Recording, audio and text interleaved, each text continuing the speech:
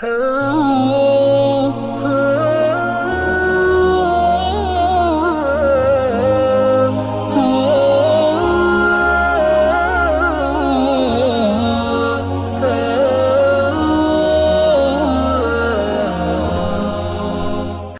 عبداللہ ابن عباس رضی اللہ تعالیٰ عنہ کی روایت ہے کہ اللہ کے نبی صلی اللہ علیہ وسلم نے مکے میں ایک پکارنے والے کو حکم دیا کہ وہ یہ آواز لگائے کہ صدقہ فطر ہر مسلمان پر، چھوٹے بڑے، مرد عورت، غلام شہری دیہاتی، سب کے اوپر صدقہ فطر واجب ہے۔ صدقہ فطر کن کن کے ان پر؟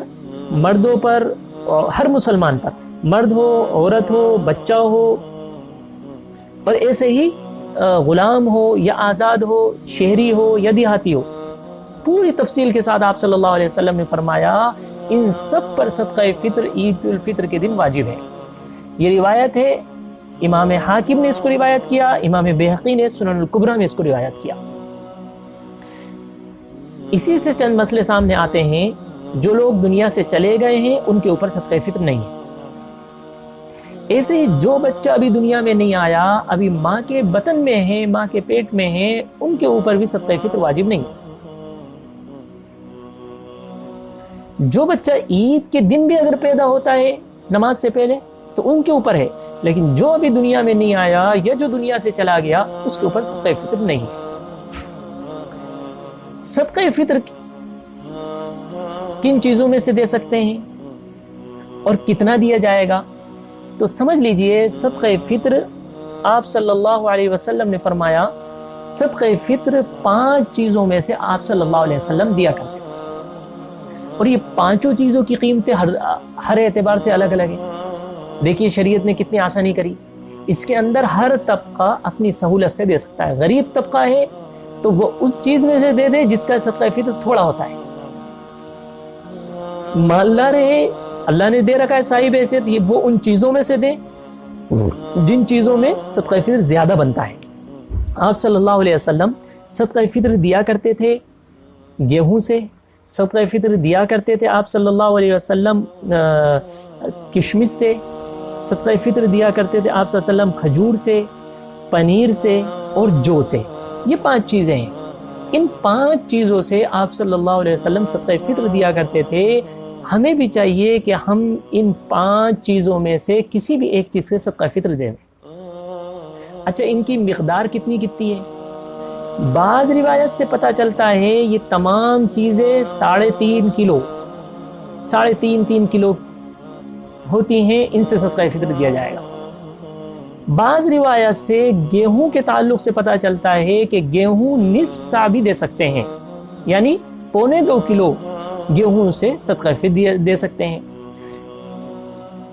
تو جو اللہ کے بندے ایسے ہیں، اللہ نے جن کو دنیا میں کچھ دے رکھا ہے، ان کو چاہیے وہ ان تمام چیزوں میں سے جو چیز اچھی قیمت والی ہے، اب 3.5 کلو اگر جو کا حساب لگائیں تو 3.5 کلو جو تو 80-85 روپے کے ہوں گے، 1.25 کلو گیہوں تقریباً 40 روپے کا صدقہ فطر بن رہا ہے گیہوں کے اعتبار سے، کشمش کے اعتبار سے اور زیادہ بنے گا، اور ایسے ہی چھوارا جو ہے یا کھجور جو ہے اس کے اعتبار سے بھی زیادہ بنے گا۔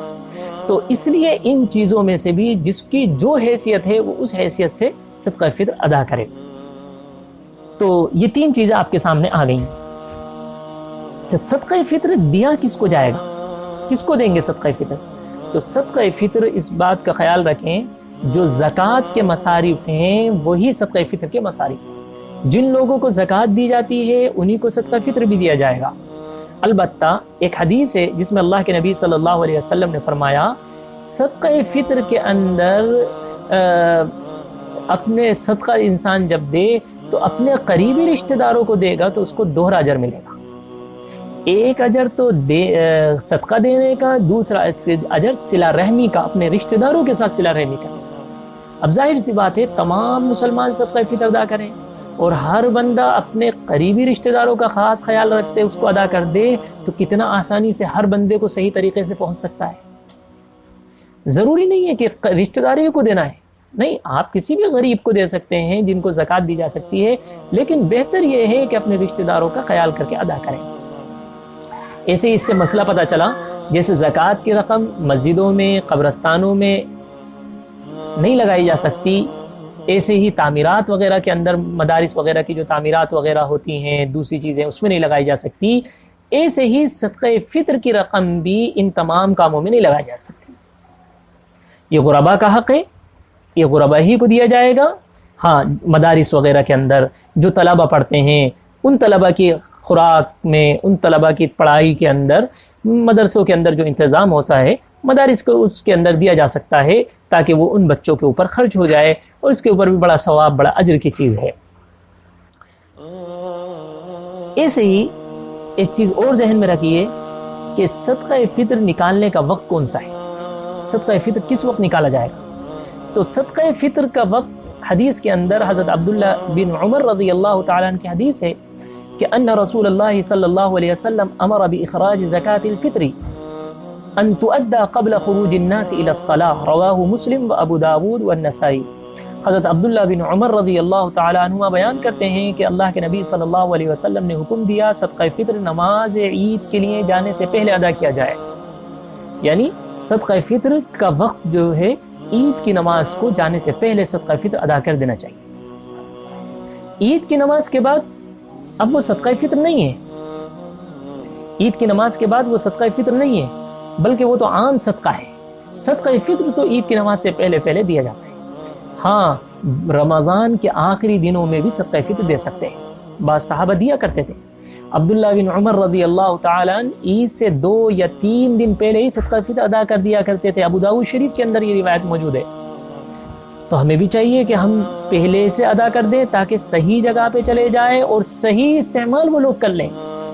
ہم اینٹ میں دیکھتے ہیں ایسے ہی بہت سے لوگ کیا کرتے ہیں، کم سے کم ایک آدمی کو ایک صدقہ فطر پورا دیا جائے۔ بہت سے لوگوں کو ہم دیکھتے ہیں گیہوں دیتے ہیں مٹھی بھر، سب غریبوں کو بانٹ کے جاتے ہیں، وہ غلط طریقہ ہے۔ علماء نے لکھا ہے صدقہ فطر ہمیں دینا ہے تو ایک غریب کو ایک صدقہ فطر تو کم سے کم آپ پورا دیجئے۔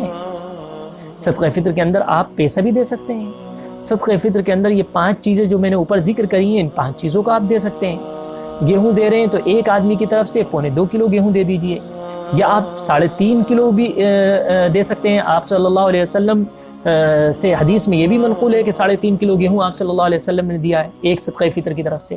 ایسے ہی جو آپ صلی اللہ علیہ وسلم 3.5 کلو دیا کرتے تھے، ایسے ہی آپ کشمش میں سے اگر دیتے تو 3.5 کلو دیتے تھے، اور ایسے ہی آپ صلی اللہ علیہ وسلم پنیر میں سے دیتے 3.5 کلو دیتے تھے، ایسے ہی آپ صلی اللہ علیہ وسلم چھوارے یا کھجور میں سے دیتے تھے تو 3.5 کلو دیا کرتے تھے۔